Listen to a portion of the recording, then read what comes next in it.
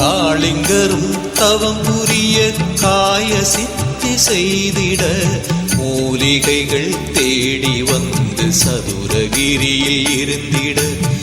ஏக தவம் செய்யவே பேரையூரில் அமைந்திருக்கும் மொட்டை மலை வந்தனன்.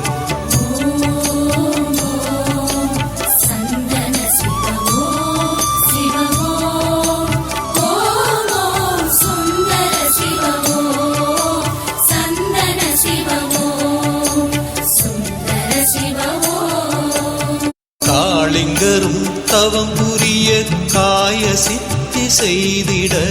மூலிகைகள் தேடி வந்து சதுரகிரியில் இருந்திட ஏக தவம் செய்யவே பேரையூர்